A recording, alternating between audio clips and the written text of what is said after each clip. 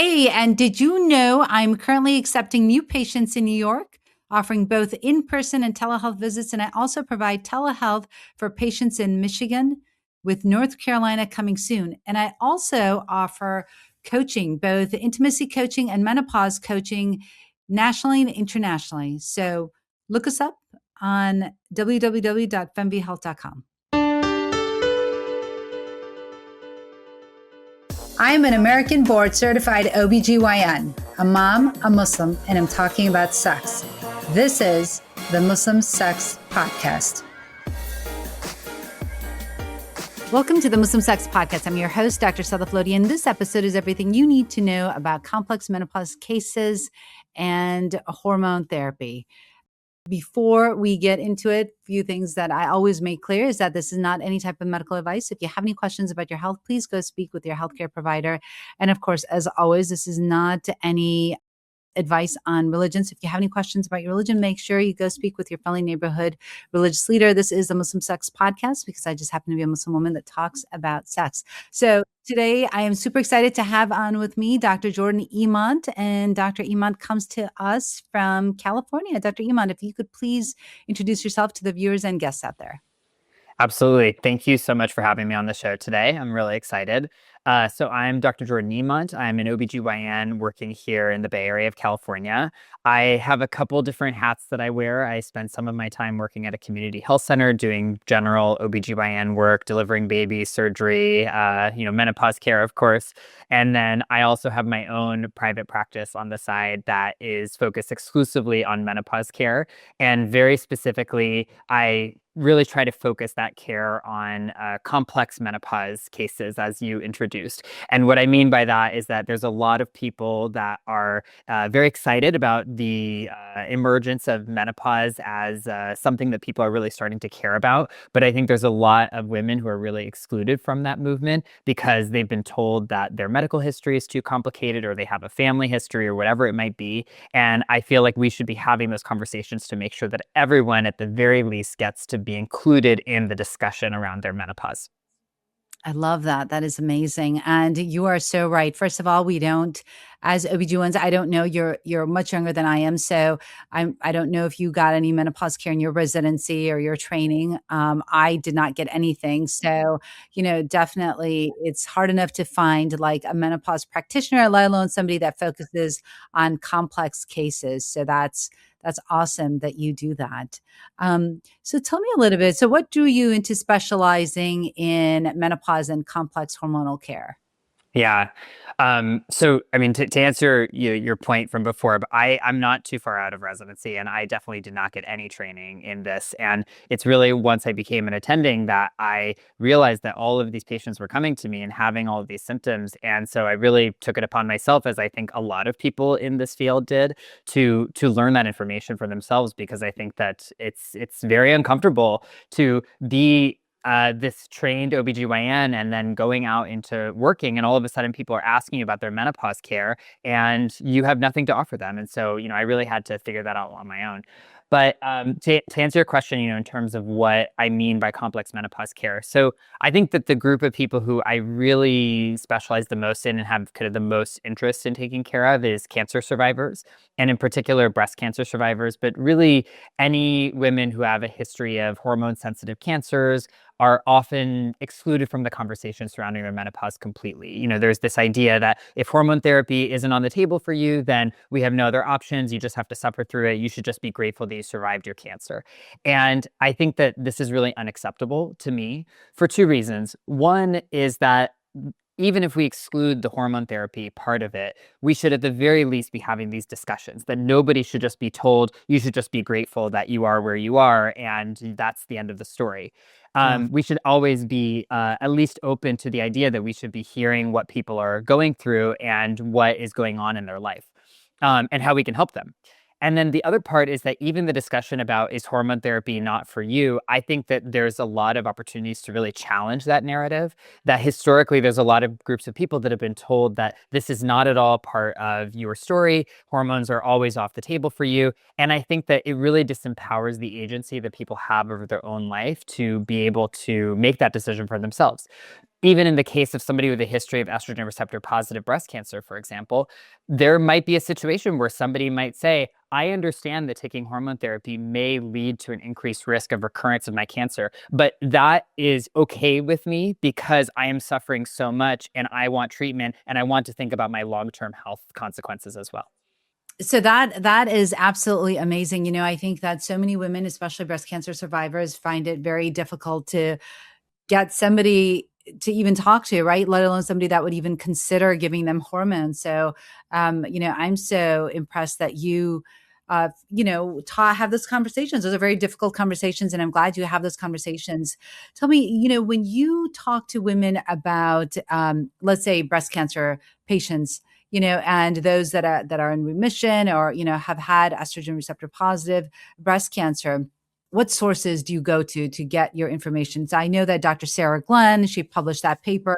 I'm sure you saw that too, which she wrote with Dr. Simon about, the current evidence and how and which I thought was so helpful, right? It's almost like an algorithm that you can go through and take a look at, like if the person had DCIS or if they had, LCIS, and then what kind of therapy that they can have and what's the data say and stuff like that. So what do you use when you are, let's say, counseling a patient or talking to them about their future risks or whether or not they're able to get hormones?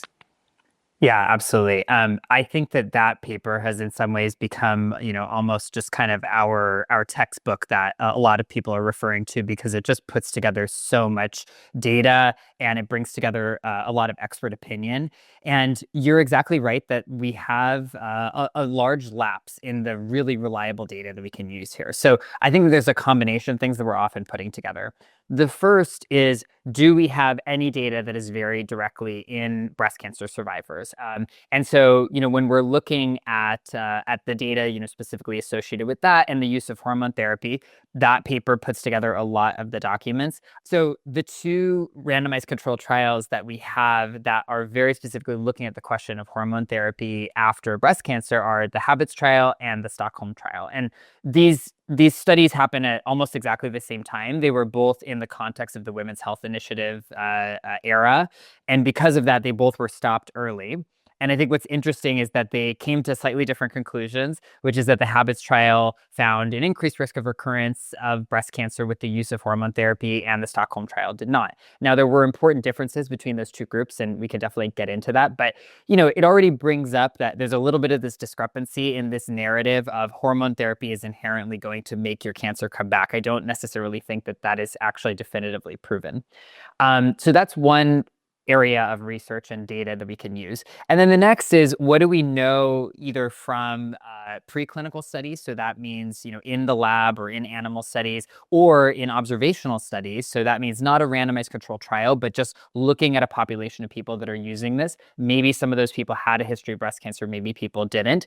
And what do we know about how these various hormones behave in the body and how they may or may not affect tumor growth or recurrence? And so I think that the clearest example of using that data is particularly in the testosterone literature.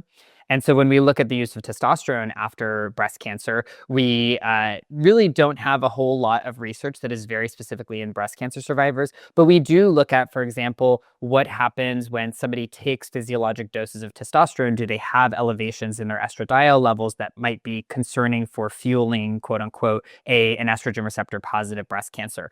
We have some research that is in folks who are taking an aromatase inhibitor, and do we see conversion of that testosterone into estradiol?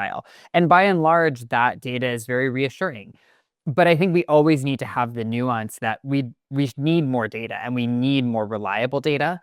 Again, I think that my ethos and generally how I approach patient care and how I think we should all approach patient care is really with an informed consent, personal agency, forward approach, which is the idea that our job as medical professionals is to consolidate the data, to read the literature, to interpret that for the person sitting in front of us. But ultimately, the decision about how they're going to weigh the risks and the benefits of that therapy are going to ultimately be in that person's hands. And we are there to guide that decision, but not necessarily to make a decision for somebody else about their own bodies. Yeah, I think, definitely 100% right. When you were just talking about the testosterone data and whether or not, women that have had breast cancer, and if that increases their estrogen level, their estradiol levels, if I remember correctly, it does not, right? So I feel like most women that have had breast cancer can have testosterone, if I'm not mistaken. And they've also shown that testosterone actually helps with some of those vasomotor symptoms, right? And so that might be an option for women that have had breast cancer in the past. Something else you mentioned about the habits trial, you talked about how that was stopped early. And I think I was just reading that because I have to do a presentation for Indiana Osteopathic Association. And so I was looking at that, and I think it was Dr. Blooming that was talking. He wrote a paper about that, and he talked about how they stopped the trial because 22 women developed breast cancer. Either it was in the contralateral breast, or it was local or contralateral breast. And it was not like distant metastasis. But based on that report, based on that randomized control trial, I think that was the only trial that showed that there was some recurrence. But because of that trial, we don't give women hormones. Is that correct? Am I understanding that correct or not? Yes, you're exactly right. And I think that also part of the reason why the trial was stopped early was because of the findings of the Women's Health Initiative study, which had this concern for an increased risk of breast cancer, although that in and of itself, was flawed in some of its own ways and also had extremely low numbers as far as the actual concerning risk increase. But you're exactly right, that even in the habits trial, the small number of people who did have an increased risk of recurrence, I think that it was 6%, if I remember. Most of them had a local or contralateral recurrence, not distant metastases, which of course we don't want any kind of recurrence. We don't want to be putting anybody at increased risk. But again, when we're counseling people and we're thinking about the risks and benefits, a local recurrence or a contralateral recurrence is going to be much more easily treated down the road than a metastatic recurrence. And so that is also part of that conversation. And then the other thing that we commonly think about is, again, thinking about the Stockholm trial, which was happening at the same time, that it was really a very different group of people, that a lot more people in the Stockholm trial, for example, were on endocrine therapy. So, for those who don't know, a lot of women who have a history of estrogen receptor positive breast cancer are put on tamoxifen or an aromatase inhibitor after for 5 to 10 years in order to decrease the risk of recurrence. And in the habits trial, actually very few people were on endocrine therapy, and in the Stockholm trial, a lot more people. And so this is also part of the calculus, is that if those medications are helping to contribute towards a decreased risk of recurrence, what happens when we then layer on the hormone therapy? And by and large, what we see is that that seems to be a much more reassuring situation as far as the risk of recurrence. And it really is the situation that most people with estrogen receptor positive breast cancer are in. The other part is thinking about estrogen receptor negative breast cancer. And I think that those women also really lose out because they're often lumped in to this whole category of, you just have breast cancer, hormone therapy is off the table for you. But that is, for all intents and purposes, a completely different disease. It behaves in a very different way. It is treated in a very different way. Those women are not placed on endocrine therapy, just showing you how not concerned we are about the presence of estrogen in the body. And so that is a very different conversation than somebody with a history of estrogen receptor positive breast cancer. Right, right. And I think according to Dr. Glenn's paper, it seems like those individuals can probably have hormone therapy, right? Because Mhm. they had estrogen receptor, if they're both estrogen receptor negative and progesterone receptor negative, Yeah. um, hormone, right? Breast cancer. So, In that paper, in Dr. Glenn's paper, they were yeah, overall very positive on the use of hormone therapy. sure. I think that the big concern with people who have a history of estrogen receptor negative breast cancer is that having any breast cancer increases your risk of having another breast cancer in the Yeah, future. yeah. And some proportion of that time, there will be a receptor conversion where it will go from negative to positive. Now, the important thing there, though, is that most of the time when cancers do convert from a positive to a negative or a negative to a positive, or if there's a new breast cancer, more often it goes from positive to negative. So even in that situation where we're talking about a negative to a positive, that is actually the much more rare circumstance. And usually if people do have a recurrence of their cancer, it is still estrogen receptor negative. That's so interesting. I didn't realize that. That's amazing. So I don't know if you remember, but you and I were both at Ishwish, and we had that surgeon. I'm sure you remember. She was a plastic surgeon out in Yes. San Francisco, and she talked about those individuals that end up having mastectomies, and those are probably the best individuals to have Mhm. hormones, right? Because we don't have to worry about a recurrence in the breast tissue. Yes. Yeah. I think that again, we have to think about the context that somebody is in. That when we say just all people who have a history of breast cancer can never take hormones, it's completely ignoring all of those factors. So I think that whether or not somebody has had a complete mastectomy is another part of that calculus, that you are decreasing that risk even further because theoretically there is no breast tissue left. Now, of course, there's always going to be the risk that there's some microscopic something that is not completely removed. But we know that people who have a complete mastectomy have a significantly decreased risk of recurrence and a significantly decreased risk of future breast cancers if they were to have a new cancer develop. Right, right. Yeah. So, how do you counsel patients who are just absolutely terrified of hormones but suffering so much? Mhm.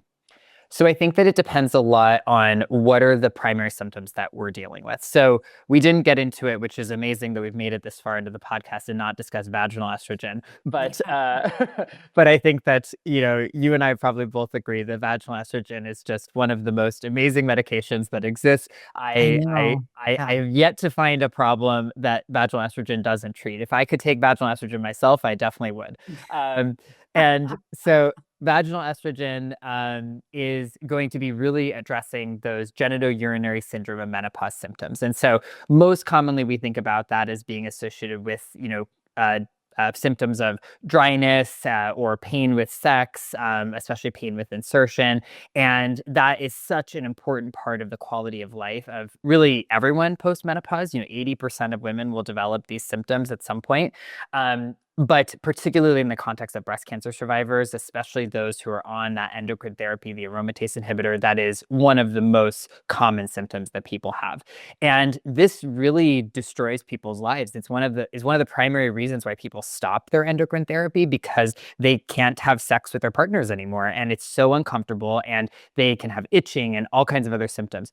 And the other part of the calculus that I always talk about is that we often frame it from this reference point of the vaginal symptoms or the sex symptoms, but we need to remember that it's genitourinary syndrome of menopause, and the urinary part is also really crucial. And so we see vaginal estrogen helping with things like urinary urgency, UTI prevention. You can decrease UTIs by 50%, and UTIs are a common reason why older women are admitted to the hospital and have all kinds of symptoms associated with that, including acute delirium. So it's not a totally benign, oh, this is just a UTI. This is a really life or death situation in some situations.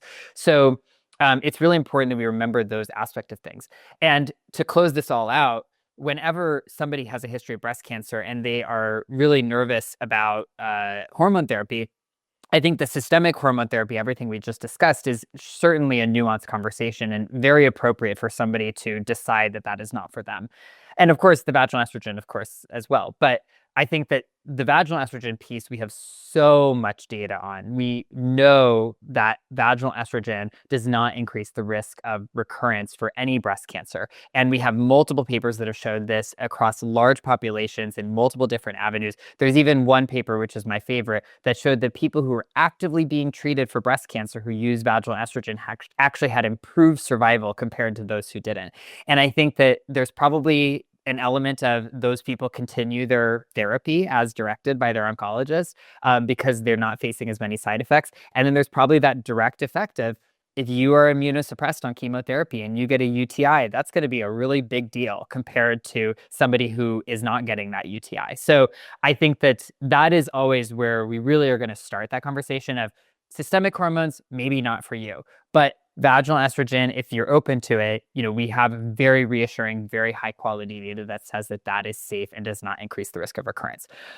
If somebody says, I still don't want it, I'm still not okay with that, then I think we have that discussion, and I always have the discussion surrounding all of the non-hormonal treatments that exist as well. So when we're thinking about those genitourinary symptoms, we can think about hyaluronic acid inserts, which can certainly be helpful for a lot of people. We maybe get a little bit less of that urinary protection, but at least in terms of the sexual health and the vaginal dryness element of it, that can definitely be helpful. Certainly using a good quality lubricant is really important, and I really recommend that in general, as I'm sure you do as well, for most people who are postmenopause. But those I think can really inform that aspect of things. For the more systemic symptoms, it depends a little bit on what we're trying to treat. I think we have the most non-hormonal options for addressing hot flashes and then maybe to a lesser extent sleep. And so there are some of these newer medications, the neurokinin inhibitors. And so that's going to be like Veoza or the Linkuit, which is the new medication. And those medications can be very effective. They are very targeted towards the nerves that cause hot flashes, and they also tend to help with sleep. The Linkuit, the new medication, has very specific data where it was studied in breast cancer survivors, so that's very reassuring. The caution that I always give for these is that they don't have any long-term data behind them, and so I don't want to suggest that they're harmful in any way, but I think that we need to challenge this narrative of these non-hormonal options are inherently safer. We have better data to support their long-term use compared to hormone therapy, because I just don't think that that is actually true. People historically have used SSRIs, which are traditionally used for anxiety, depressive disorders, which again can be very helpful for hot flashes for many women. But they also can really challenge a lot of they can really cause a lot of sexual dysfunction. And so we see decreased libido, we see decreased lubrication, decreased orgasm ability, and those are often already a part of somebody's symptomatology. So I think that, again, that's really an important part of that conversation. There's, of course, other medications. I'm not sure how much you typically recommend these things, but I'm always very cautious of things like oxybutynin and Yeah. gabapentin. Yep. I just think that while they certainly can be helpful for people's symptoms, I'm very concerned about the long-term risk of dementia associated with those. And then, especially with the gabapentin, there's, a tolerance that can develop where people need more and more over time. So I don't tend to lean into those. There are some botanical options, which I think the data is very mixed, but for some people, things like black cohosh can definitely be helpful and, seems to be safe. Some of the phytoestrogens, so those are the estrogens that come from plants, I'm a little bit more cautious with somebody who has a history of breast cancer. If they're really worried about that estrogen piece of things, I think that the phytoestrogens, maybe with the exception of soy products, which seem to be safe, a lot of the phytoestrogens have very high doses. There maybe is less reliable data that shows that they are actually safe in that group of people. And so I feel like then we're having the same conversation surrounding hormone therapy. I love it. That's so comprehensive. I appreciate you going through all of that. I actually had a patient. She wasn't a breast cancer survivor. She was just a postmenopausal patient. And if you can believe it, her gynecologist actually told her for her vaginal dryness, and this is like a well-seasoned gynecologist. He told her that she should be putting Crisco in the vagina. Yeah. I mean, we've all heard this story before, right? It's just unbelievable the things that women are told across the board that are just supposed to be so normalized. And I feel like probably there's this element of like, oh, isn't this so cool that we can use this household cooking product and it can help you? But it's also like, no, this is ridiculous. Like we would Yeah. never tell a man to put Crisco on his penis to Yeah. help with whatever symptom. So why are we just accepting that as a reasonable solution for women's sexual health concerns? I know, it was just awful. She came back and she said, I still have this irritation. I don't know. I've been putting this Crisco on every day. It's just not helping. I was like, oh my God, why? Yeah. No, please stop with the Crisco. And I agree with you 100%. Like that vaginal estrogen, I feel like is the answer to a lot of the world's problems. Like, like I feel like Yes, vaginal 100%. estrogen, like the slogan for vaginal estrogen should be like saving lives and saving your marriage. You know what I'm saying? Like at the same time. I mean, I Yeah. really think that it does so much. And I have relatives that are in Pakistan, and one of them was telling me that his friends are all like postmenopausal, whatever, the female friends. And he said that they, just find so much pain with sex that their partners are going to different countries and, having like, I don't know, outside like affairs and things like that with other Hmm. women because their wives just stop having sex. I actually had a 77-year-old woman last yesterday in my office, and she told me that, I asked everyone about sexual health and this and that, and she said, oh yes, of course. She's like, I am still having sex. And I said, that's fantastic. And she said, but my partner is a married man. I said, okay. And she said, well, she said, his wife refuses to have sex with him and I don't. So, Yeah. there you have it. But Well, I mean, yeah, and I think that that is just such an important part of really kind of the sexual equity conversation is that we have so many products that exist for erectile dysfunction. We have such almost an institution in medicine developed surrounding the sexual pleasure and sexual function of men. But then nobody thinks about, well, okay, where are we putting all of these newly erect penises?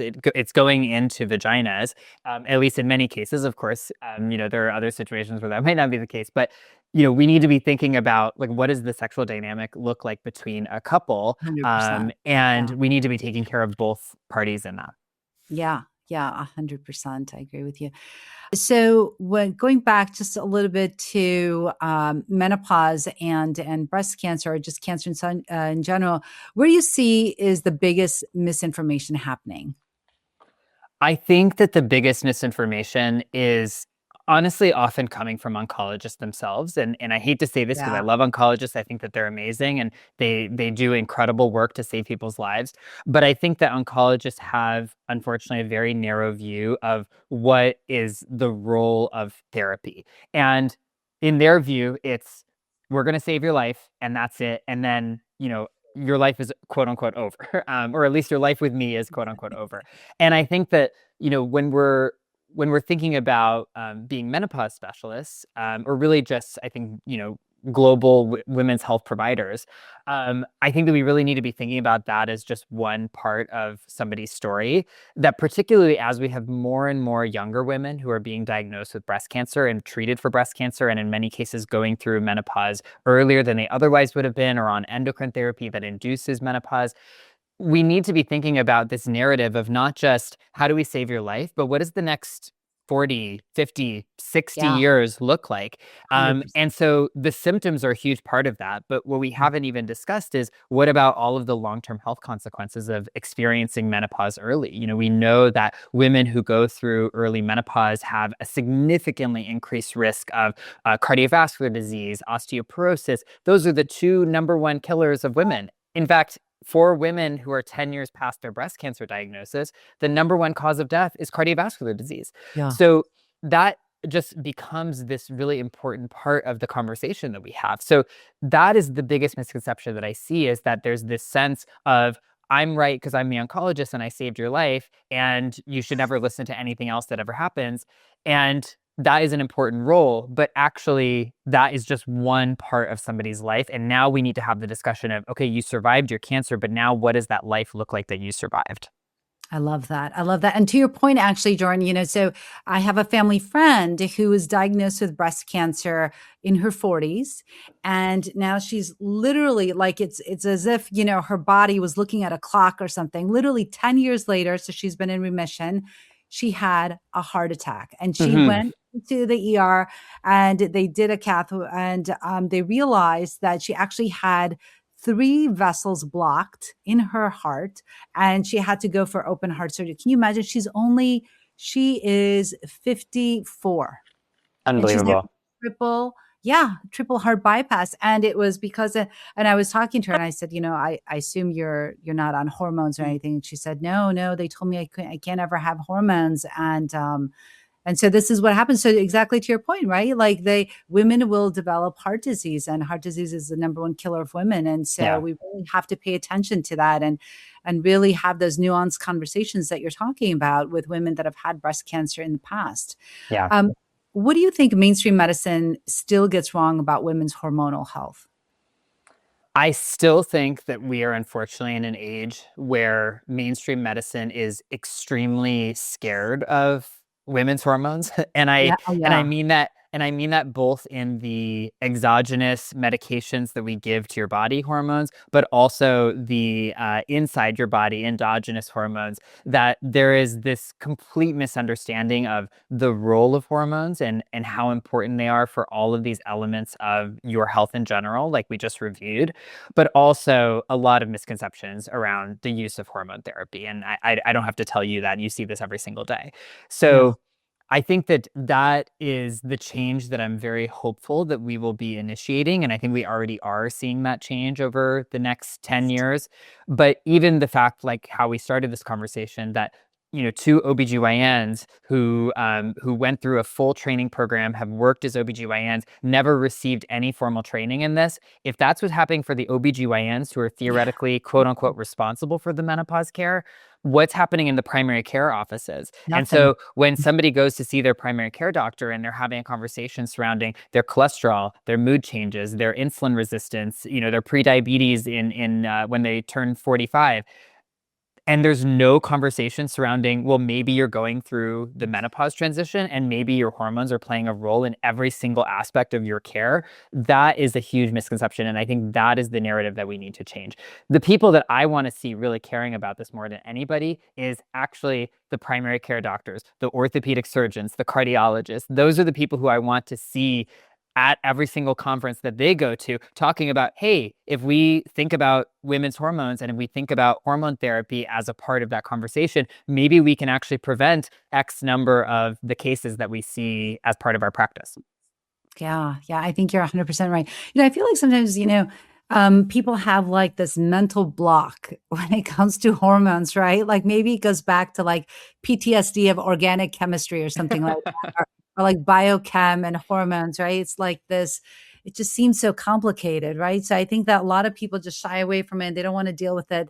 To your point of oncologists, right? Recommending hormones or not, I have a friend who's a hematologist, and she was telling me that she was seeing a patient who had endometrial cancer, cancer of the uterus, back in 2004, and has had nothing, like, was all taken care of, surgical, right? So surgical therapy. She didn't need anything else. And her gynecologist refused to give her vaginal estrogen. Can you believe that? I know, I know. It's just And I absolutely mean crazy. that's a whole other group of people is women who have survived gynecologic cancers. And I think endometrial cancer for me is one of the most egregious examples of that, because the vast majority of people who have endometrial cancer have very early stage, don't Yes. require any additional treatment other than Are. having their uterus removed, Mm-hmm. and often ovaries.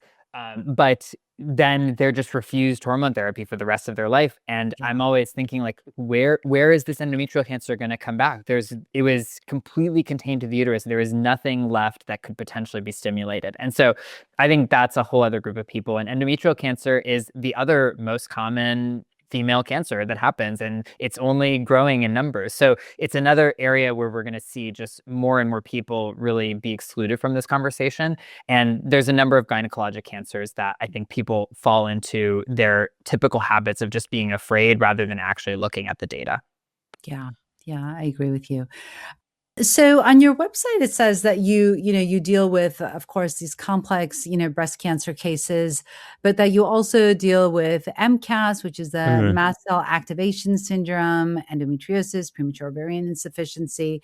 And so tell me a little bit about, MCAS, if you could. It's definitely gaining more attention. I will say I'm seeing a lot more of it in my own practice, but what do you think you could, maybe if you gave a few pearls about what is MCAS, and how is it that we miss it so often? I mean, I'll be honest, I never heard of it until recently, like a few years ago, and I didn't even know what it was myself. So maybe you could just help enlighten us a little bit. Yeah, I feel like I almost accidentally became interested in and specialized in MCAS, but it's sort of one of those things that I feel like once you really learn about it and you start seeing the patterns, you really see this. I'm going to call it kind of a spectrum of disorder. really everywhere. And I think that we see that particularly in perimenopause and the early menopause transition, a lot of these new symptoms start to emerge, which is why it's become a lot more part of my practice than it used to be. But yes, so to answer your question, MCAS is Mast Cell Activation Syndrome. Sometimes people will, again, think about that as being kind of more severe or more minor situations. But by and large, the way that I think about it is that mast cells are your initial signaler cells for your immune system. So whenever something is off, and something is awry and your immune system is going to react to it, your mast cells are kind of that first line of defense that's going to signal to the rest of your immune system that it needs to be on guard to protect itself. And this is a really positive role, right? We need our immune system to be able to activate towards viruses, bacteria, toxins, whatever, even cancers that come into our body. The problem with MCAS is that those mast cells that are supposed to be triggering in response to very particular stimuli now have become over responsive to things that they're not supposed to be stimulated by. And so that might be a scent or a fragrance, that might be certain foods, that might be even just a life event, a certain stressful situation. And all of a sudden people can get all kinds of symptoms related to that. And so most classically, we see that manifesting as like a rash and itching. There's an associated condition called POTS, which is postural orthostatic tachycardia syndrome, which is where people just feel this sudden flushing or like they're going to be faint or they feel their heart racing. And it just comes out of nowhere. And what is happening is really that these mast cells, the way that they work is that they have all of these little granules containing different chemical messengers that tell the rest of the body what to do. And I forget the exact number, but I think it's like there's 1,300 different signaler proteins that are contained in these mast cells. I don't even think we've actually charted all of them yet. But the most common ones that people typically think about would be like histamine. And so I think people very classically think about histamine as being associated with MCAS. And histamine is a very common trigger that is released when mast cells are activated. And so people are very familiar with histamine as an allergy type symptomatology. So people will get, runny noses and rashes and itchiness, and people take antihistamines to help with that. But another common one is actually heparin. And so heparin is a medication that we take as an anticoagulant or that we use, in a hospital setting. But our body actually has its own anticoagulation mechanism. And this is, again, part of that immune system activation. And so even things like heavier menstrual cycles, seem to be associated with MCAS. And that, is probably related to this anticoagulant type stimulation process. There's even growth signals that are released from mast cells. And so another area where there's a common overlap is endometriosis. And there's, I think, a complete re-evaluation of how we think about endometriosis as a condition as largely being this global inflammatory process in the body. And I don't think that all people with endometriosis necessarily have MCAS, but that's why I like to describe it as a spectrum, that I think that there is clearly this immune system dysfunction that is happening in some way. And that is what is enabling endometriosis cells to continue to grow and to implant and to cause ongoing pain signaling. So I think that what I'm trying to get at is that it really is this global dysfunction of your initial line of your immune system that then leads to a variety of other processes in your body that I think we're still honestly figuring out. Yeah, yeah. I think that also, I don't know if you remember this, but they say that you also see increased number of, I think, mast cells in vestibulodynia. Those patients that have neuroproliferative vestibulodynia, right? So they're born with vestibulodynia, and so I think that when you take a biopsy of the vestibule in that area, you'll see increased number of, I believe it's mast cells. Yes, Also, and I don't even think it's necessarily just the congenital vestibulodynia, neuroproliferative vestibulodynia, but even an acquired, like when people have chronic infections. And it yeah, makes sense, right? Because I honestly kind of hate to use like a military analogy because I think a lot of people do that. And I think that it sort of leads towards the wrong signaling. But if we think about our immune system as, an army, it makes sense that if you have continuous inflammation and pain coming from one source, your immune system is going to locate more resources to that area. And so I think that that's really what's happening in that vestibulodynia context, that you have increased mast cells that are in that area because the body's trying to be on guard. It's trying to say, okay, we know that there's going to be problems coming from this area, so we need to be more prepared to trigger an immune system reaction from this.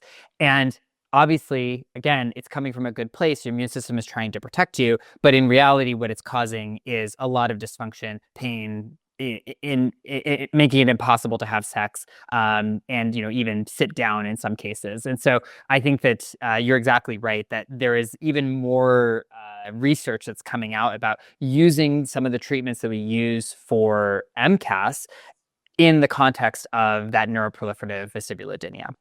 It's so interesting because I feel like more and more women are coming, and I guess maybe just because there's more information on it. There's, a lot of people talking about it on the internet, on TikTok and things like that, talking about MCAS and POTS specifically. I have a friend who is a cardiologist that I went to med school with, and he speaks a lot about POTS in kids that he is, and his TikTok has really taken off because he talks about POTS, and not too many people are talking about that. And like you said, it's a postural orthostatic tachycardia syndrome, right? Yes, yeah. So And yeah. I'd be really interested in this element in children, because one thing that I've noticed is a common theme for almost every single patient with MCAS that I've taken care of is that there is a huge component of psychological safety. Mm, And I think we always need to be really careful with this narrative, because there is a very long history of women being told that it's all in their head, quote unquote. yeah. But what I mean by that is that your immune system and your nervous system are intimately linked. And when your nervous system does not feel safe, your body's going to be on guard. And so almost across the board, 100% of patients have some history of trauma, violence, some sort of traumatic event that has happened in their life. Maybe that's even a cancer diagnosis as the traumatic event. And then I think the reason why this gets worse in perimenopause is that in and of itself is almost a traumatic event, that your body is experiencing this acute stressor of not being able to communicate in the way that it historically has done. And so because of that, we actually see a lot of these MCAS POTS symptoms emerge for the first time. And I think it's all part of the same process, that your body does not feel safe, and therefore your immune system feels ready to be activated. And so that is often the hardest part. Now, we have treatments that we can think about that, can be used for MCAS, and I think they can often help. But I think addressing that psychological safety, that trauma element of it, is just so, so crucial, because it really is what informs the initial cycle of why this all started in the first place. That's amazing. I never would have put the two together, and it makes so much sense, right? Especially when you describe those little mast cells as an army. Hmm. So I think that that is such a great analogy, and I think it's really helpful in terms of understanding. And so, how do you approach treatment in, let's say, for MCAS in a way that integrates hormonal care? So the big thing with hormone therapy and MCAS is, I would say, twofold. One is just that everyone with MCAS is going to react very readily to almost everything that they put into their body. And some people more than others. But you need to be very, very, very careful, because sometimes even the medication that you're going to use is not a problem, but maybe some component of the tablet or the patch or whatever it is that you're using can trigger a reaction. So you often need to start very low and slow with a lot of treatments. There's often a lot of trial and error to find something. And in some cases, you even need to go to a compounding pharmacy where you know that maybe a certain ingredient in that Mm, product is not going to be there. And even in that situation, you might encounter the same problem. So that's really, one challenge, I would say. The other is that when we're initiating hormone therapy, uh, estrogen in and of itself is a mast cell destabilizer, meaning that it makes mast cells release these communication proteins more readily. Now, what I will say is that in my experience, this is an initial reaction that often this does stabilize over time. And I think that it comes from that same sense of that body stability, nervous system stability element of things, that maybe there's this initial event where the estrogen itself is actually causing those mast cells to degranulate or to release their proteins. But then as the body actually comes to a more stable place with the estrogen therapy, as somebody's going through perimenopause, things tend to get better. And I think overall it actually tends to improve their symptoms. Progesterone and testosterone stabilize mast cells, and so we don't usually see those. So I often actually will start with the progesterone alone, and I do this for a lot of perimenopausal patients in general, but really make sure that they're handling that well, that things are going okay, we're not seeing anything crazy happen, and then we can add on the estrogen afterwards. And then the testosterone, can be an informed piece depending on whether or not that's something that they're interested in. But I think that that's another, element that we can build on that can help with that mast cell stabilization. So that's kind of the hormone therapy part of things. The actual treatment of mast cells, I'll be honest, I think that I'm still learning about this. I don't think I'm a full expert on this by any means. But the things that I've used that I think a lot of people use. So thinking about the medication realm of things. So all of those antihistamines definitely can play a role. And thinking about both the antihistamines, which are H1 blockers. So that would be like your Benadryl, which is kind of the old version. But even things like Claritin or Zyrtec, those are the H1 receptors. But then even the H2 receptors, and so that's going to be like Pepcid or famotidine.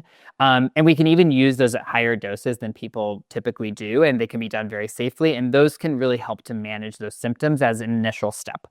There are other medications that people often use. So cromolyn is another one that is a mast cell stabilizer. It definitely works very well, especially for GI symptoms. I would say the big issue is that it has to be taken 4 times a day. So it has a very short mechanism of action. I've never done this personally, but I've been told by an MCAS specialist, Dr. Alexis Cutchins, if you were familiar with her from the ISFISH conference. But she actually will use cromolyn as a nebulizer. And so a lot of people will get different types of almost like asthma symptoms in perimenopause. And I think that this is related to the same process. And she will use cromolyn in that situation. So I think it's very much a good option, but the dosing can be a little bit difficult.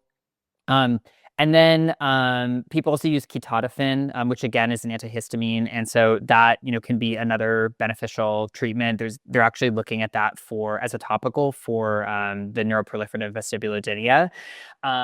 So those are kind of like the big ones that people are going to be using. I also have seen a lot of benefit with using quercetin. So that's a supplement, but that is also going to help with mast cell stabilization. It's kind of an immune system modulator, and can also, I've seen a lot of people have an enormous benefit from that. So that's another thing that I will incorporate.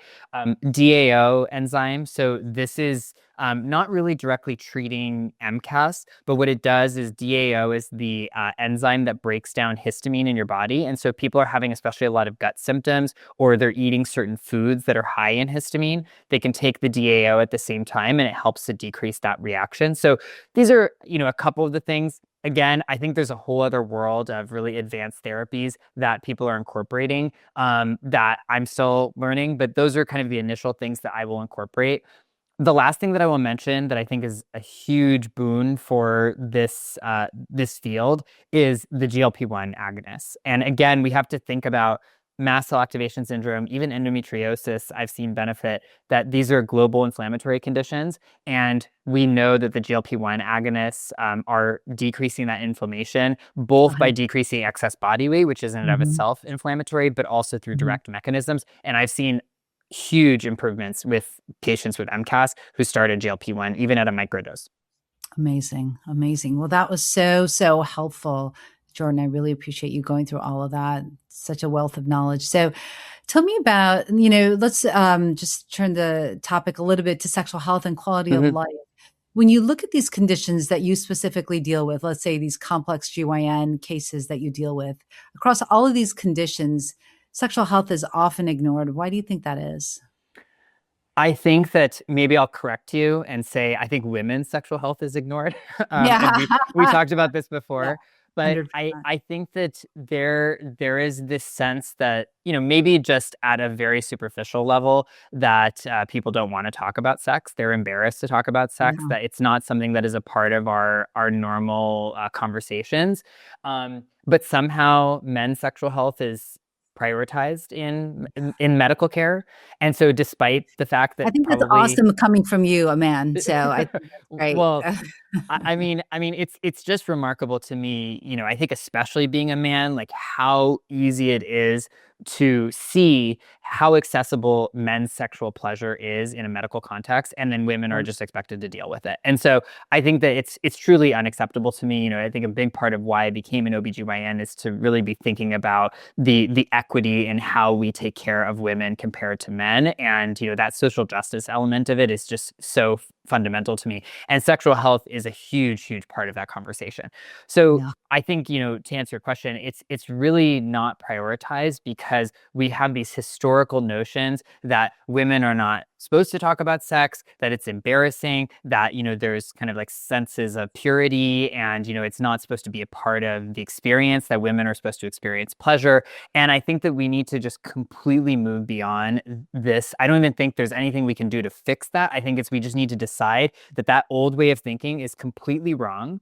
And we need to say, no, we prioritize women's sexual health. This is just as important as men's sexual health. And I would even say that it also informs men's sexual health. So even if we want to say, okay, we're going to care more about men's sexual health, if we care about women's sexual health, one, we're helping the men, and two is we are actually going to discover new treatments that will then help men's sexual health. Now, that is not the reason why we should do this, but if we want to think about, how do we convince people, maybe that's the way to do it. But at the very least, we just need to come to the agreed notion that women's sexual health, women's sexual pleasure is just as important as men's sexual health and pleasure. Amen.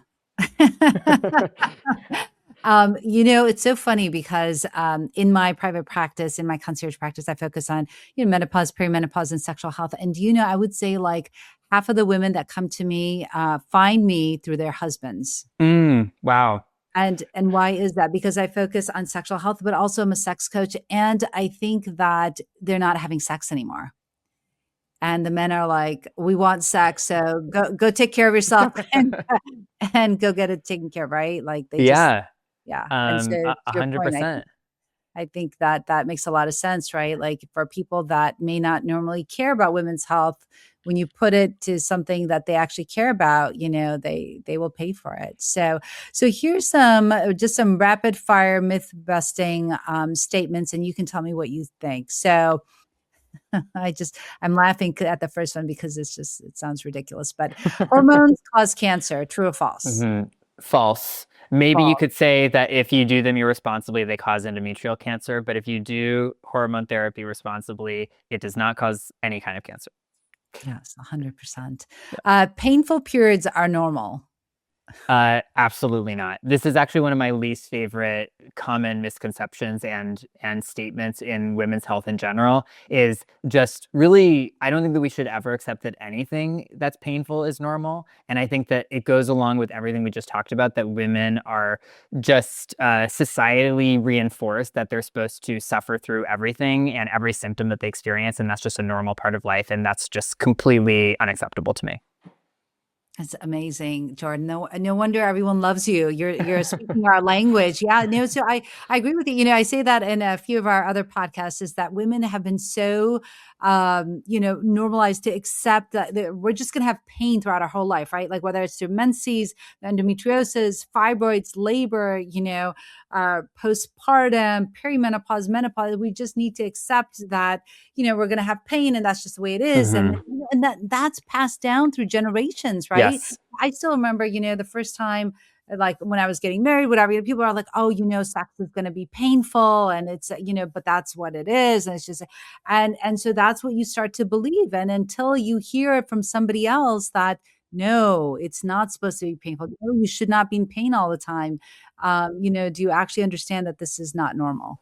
And to your point, like how many women will just put up with painful sex because they think that they owe it to their partner, and never get treatment for that, never discuss it. And it's the same sort of thing. Painful sex is never normal.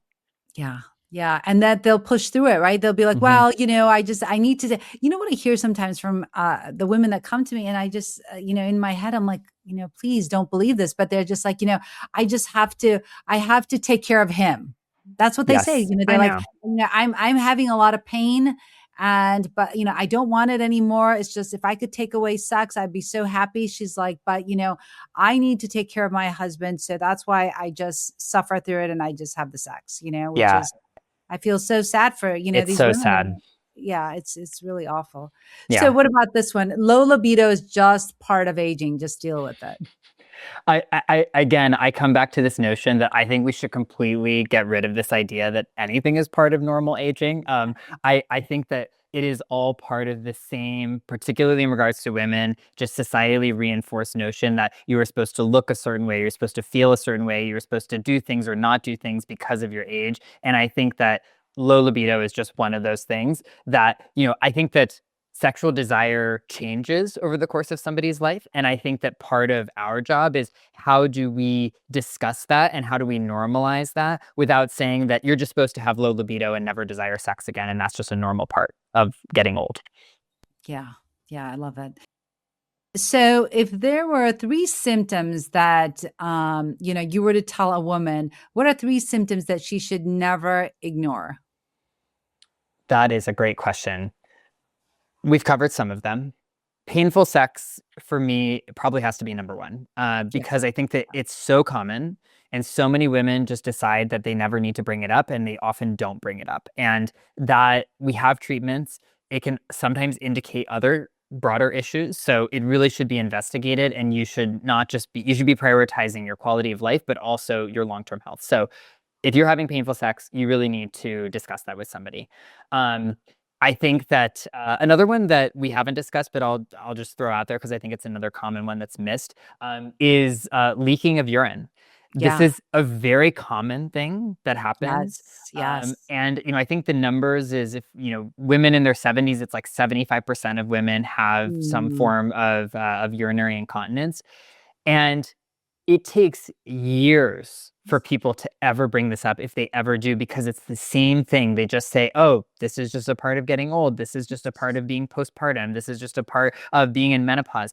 And it's like, no, we have treatments for this. You should not have to be afraid of laughing because you're going to pee, or you should not be afraid of spending the day out at Disneyland with your family because you don't know if you'll have access to a bathroom. I just find that this is another one of those things that just massively affects women's quality of life and they never bring it up. So 100%. if Yeah. you're having urinary leaking of any kind, you should be talking to somebody about that. And we discussed it, but the painful period thing, I think 100% needs to be on the list.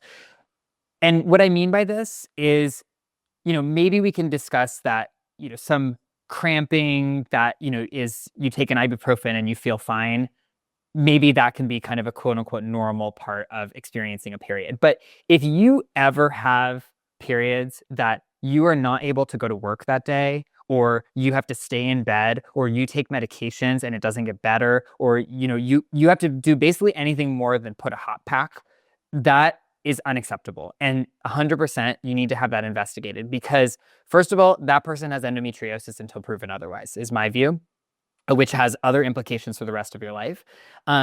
But the other thing is that it could indicate something really significant going on. And so people can have different masses in their pelvis that can lead towards those type of symptoms. And you want to have that investigated to make sure that it isn't something more serious. So you should never be sitting on truly painful periods. It is never normal and it 100% needs to be investigated. I love that. I love that. And I'll actually say that, when I was growing up, I used to have these horrible periods that I would actually have to be driven home from school because they were so bad. And, you just curl up into a ball. And, I wish somebody would have told me that at that time, that that was something that's not normal, right? Because everybody's like, oh, that's just normal. Just drink some, warm milk and honey, which by the way tastes great, but um, is not the solution for painful periods. So yeah, I'm so glad you bring that up. Yeah. So last question for you, and that is that if a woman listening feels like something is off in her body, but just has been dismissed over and over again, what do you want her to know? I think that the main thing that I want you to know is that If you've been dismissed, it is very common, and it doesn't mean that you have to sit with that.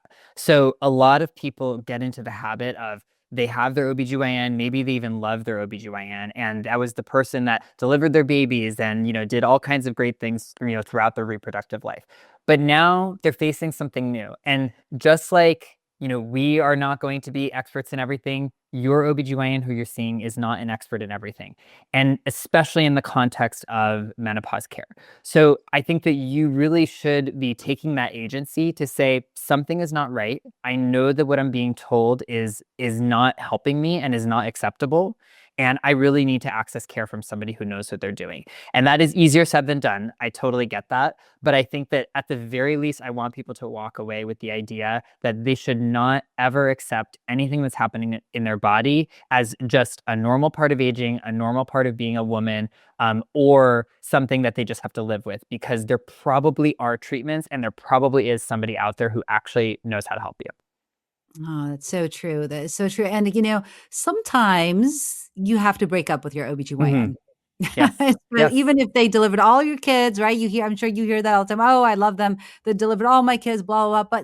But just like what you said, not everyone knows everything about everything. So, Right. I don't know everything about MCAS, and I was just asking you, right? And so it's really important to go to somebody that knows what they're talking about. So I agree with you 100%. And, Jordan, this has been so fantastic. For those people that have been listening, watching, and they're like, wow, Jordan is fantastic. I love him so much. How can they get in touch with you? How could they become a patient? How could they follow you? Yeah, absolutely. So I think that my number one passion in life is education. So I would first direct people towards my Instagram, which is just Dr. Jordan Emont, Dr. Jordan Emont.